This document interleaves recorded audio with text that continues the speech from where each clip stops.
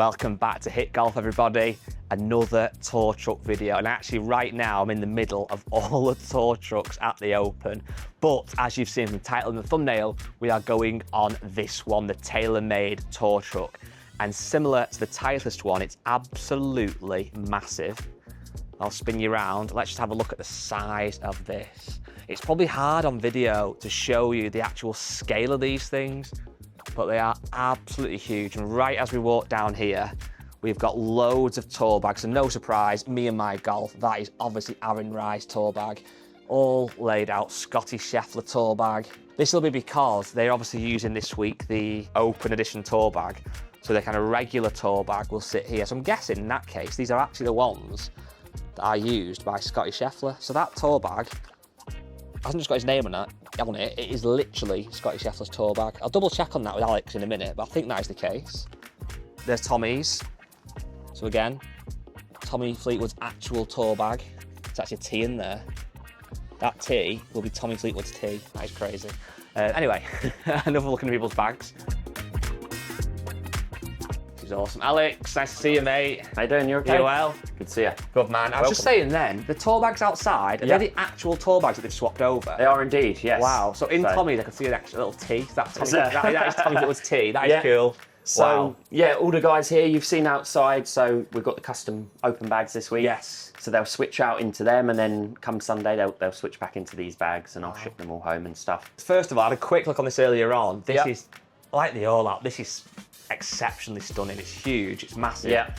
Amazing big pitch there of T-Dub, rocking his Sunday red. Obviously TaylorMade driver. We've got here little lockers for the players as well. Yeah, so brand new trucks, only a year old. So this is something we're very proud of, as you're looking at here, the players we look after, right? Yeah, so Tommy. Some of the biggest players in the world. So as you go into some of these slots, typically they'll get 3 gloves a week, 3 boxes of balls, and then 3 caps. But in Tigers, we've got a couple of special things. So we've got Frank the head cover, and then we've got the special Tiger tees, all right? Oh, wow.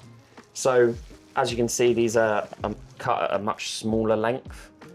So he's very, as you know, very traditional. Is that what you use with the driver? Yeah, I mean, me and you'll probably use that with an iron, right, or a wedge. That's mad. But they're extremely short, so that's just something he does. He likes to tee it down low. They're custom made for him. Same with Tommy, as you've just seen, he has his shorter tees that are Everton logos on. So yeah, this is their own personal slot, so they could, you know, typically we'll fill it with their soft goods, but if they wanted to chuck their phone in there and go out and practice, so they're not bothered by you know, the missus or the fans or the management, they can do that. And then we've got to deal with it. Yeah. This is quite like a chilled out area, then I guess, and you get players sitting here, obviously managers, etc. It's quite a big zone as well, isn't it? Yeah, so when we built this truck, it was so important for us that the brief was space and light. Right. So, you know, when I'm building, this is my office here, the workshop. But when I'm building, the last thing I want, and unfortunately what happened on our old truck, was players would filter through into the workshop. You're trying to cut a shaft or bend an iron and they're stood in your way. Yeah. So this space here, we've got coffee machine, snacks. They can chuck Netflix on the TV or whatever they want to watch, YouTube, and they can just stay out my way in the nicest way possible. By the way, we're recording this on Thursday morning. So far, Scotty Scheffler is 3 under, 3.5. Yeah, I mean, anything can happen, right? This morning it's hot, dry, there's not much wind out there. So I've just been sat out the back here, which I'll show you. This is our private office space.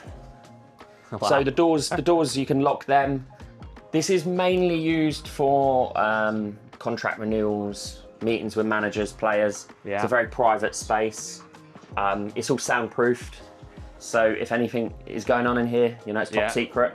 Pay me more money. Exactly right, yeah. So at the end of the day as well, we've got a workstation up here. So we plug our laptop in, links to the TV, and we'll talk about what work we've done throughout the week, what players are where, you know, who's doing what with driver and where we might be, okay? Oh, that's cool. So yeah, just a nice space. Guys come here and have a lay down, or, you know, ring the family, watch the football, whatever they want to do. It's their space, you know. So that is one thing I've noticed on this truck in particular and some others, is that like it's called a truck, but that does not feel like a truck. It's like you're almost in like a hotel or something. It's well smart. Exactly. Yeah. So what we wanted to do is make this multifunctional, this truck. So it's not just a workshop. Our old one was strictly a workshop. Whereas we've got a workshop, a waiting area for caddies, and then this is your private space for meetings or, that's nice, you know, having a nap, whatever these guys want to do, all right? So we come back through. Obviously, you've seen the big cat up there, so we've got it. We wanted this like a dugout football vibes. So, you know, coming out of the stadium, this is what we want our players to feel when they leave the truck. So we want to inspire them. Nice. We pride ourselves on having the best young players from each region. These are our European Tour players here. So our aim for TaylorMade is to get these players young and the best player from each region, nurture them and progress them onto the PGA Tour. So hopefully one day they're the next Tommy, they're the next Rory, you know, they're the next Scotty. Yeah. So they'll be here, and then what we need to do, which we do as a team, is find the next Jaden, Casey, It just Martin. never stops again. We need to feed the funnel. I suppose that matters as well, because obviously it's no secret, you know, players get paid to use a brand, but if you can start with a player young and they start to feel, you know, become a huge TaylorMade fan, that's going to help you later down the line when they're looking at their contracts and things like that. And again, you know, these players here, we're so proud of this wall here. You know, some guys say, oh, you know, it's just because you pay them. These guys kind of earn so much money that, well, yeah, that's true. You know, it's kind of irrelevant. So the fact they choose to be with us and play our stuff is you know, it's really, really cool. This is quite different. This does feel like it really kind of separates the workshop from the kind of more lounge area. Yeah, so again, just to keep players and caddies out of my way. Health and safety as well, right? Of course.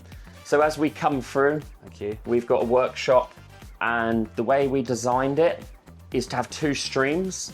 So on busy weeks like this week, you can have 2 guys building this side and 2 guys building that side. Yeah. So it's very much mirrored, and it works fantastically. You know, for up to 4 people building at once, you can pump out some serious amount of clubs in here. What's crazy as well, though, is obviously working on here today, Thursday of the Open, when the players are out playing. This is obviously your quieter time, because the players have done all that. Obviously, working on when it's quiet to not distract you guys, but you almost can't imagine what this I can't imagine what this must be like when it goes crazy. Yeah, I mean, I used to be a chef, so I used to work in a kitchen, all right? So very similar, very, very similar. In a kitchen, it's hustle, it's bustle, it's fast pace, it's moving. Yeah. And it's very similar in here because, you know, there's the people waiting, and I'm the chef, I'm putting the things together. And the way I like to see it is I get brought an order form like this, just as I would have in the kitchen. Yeah. Gets chucked up here. These are all my ingredients in the drawers. You know, the heads, the shafts, the grips. Yeah. And then once it's done and built, I put it over there on the good to go section, which is a bit like the hot plate in the kitchen. Oh wow, yeah. And then the player comes and picks it up. So. And then they review it and say yes or no. Exactly right, yeah. So, you know, it comes back, you might have to make small amendments, but that pressure and, you know, how fast-paced it is, I kind of thrive off that. I really enjoy it. Speaking of the chef analogy, which is a really good one, I'm guessing, and you don't want to say names clearly, but when you are a chef, you can have some customers who are happy, some who are very particular. Yeah. I guess you have players like that as well. You do, yeah. So some guys, you know, typically in the past we worked with Dustin Johnson. He's very, very laid back. He wants to test stuff just to kind of test it against his product to make sure his product is the best that he can be playing. Yeah. Whereas other guys, maybe like Colin Morikawa, right down to the finest detail. Yeah. So he's really into his technology, his equipment. He knows a lot about it, and he's definitely on the other end where he's seriously into his equipment and his technology. Do you feel more pressure with those kind of guys? Yeah, I guess so. Especially when they're here and they're watching you. You know, why are you doing that? Why don't you do this? And you just kind of got to block it out. And we do this day in, day out, and it sort of comes naturally. So you just got to trust yourself, and it's just another player at the end of the day. Yeah. Oh, that's cool. Then where do you actually start? So they're all the driver heads. QI4D for you this year has been popular, and one thing we did a video about that I think customers are happy about is that's going to stay through next year as well, I believe. Which we, especially on this track, we music to our ears. Yeah. Because it's tough, right? You get one of these big guys into a driver, and then 6-7 months later, you're asking them to play something different or new. This product's been amazing for us, and what that does in the background, it gives the R&D and the designers to work on the next product. It gives them longer. So instead of next year's product coming out 1% better, they might make it 5-10% better. So it works better for us, and the players are very excited about that as well. And then obviously wedges this week is a big one. People maybe went for less bounce, obviously with it being so hard. Where do you keep all the wedges? Yeah, so back here, typically, this is our grinding machine. So this is the Birkin grinding machine. Wow. So on the new truck, we're hidden it away. Yeah, it's nice that. Because we don't tend to use it too much anymore. We introduced some new grinds last year on our wedges with low bounce options. So we don't actually use this because the last thing I want to do, right, all this R&D that's gone into these lovely milled soles, I don't want to grind that all off. Yeah. It's not, it hurts me to do it, right? However, as you know, the weather here has been ridiculous. Yeah. We've had a heat wave for about 5 or 6 weeks. Yeah. So it's like playing off this at the minute. It is. So in some rare instances, we need to get onto the grinding machine and go to work on a wedge. Yeah. These are some that Rory were testing. Wow. I mean, these are quite extreme versions. You know, a lot of heel and toe relief. We've taken the camber out in the middle and we've squared off the front edge. He's actually ended up playing just a low bounce wedge, slightly softer camber, but these were just for testing purposes. You know, it's rock hard. What will happen to them now?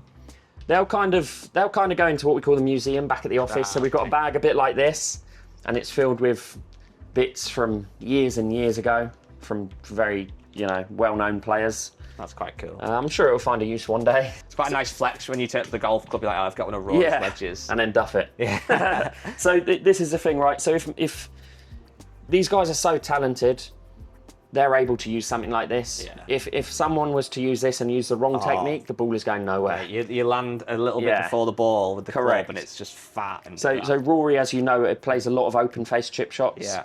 So what it does by taking this back edge off, it means the leading edge is sat flush to the ground. Yeah. If that wasn't taken off, it would be raised and you'd be hitting the ball halfway up the head.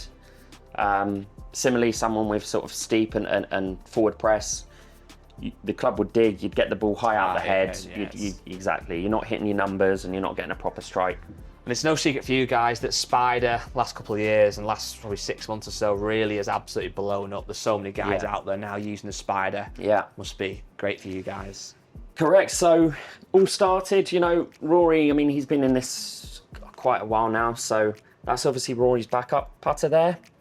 This, in time with the elements, does go a bit of a darker finish. Yeah. Everybody was asking me, can I get Rory's finish? Can I get one like Rory? And we just couldn't really do it. But the new putters we've just released, as you would have seen, we've got a couple of new shapes, but also we've managed to recreate Rory's finish. Yeah.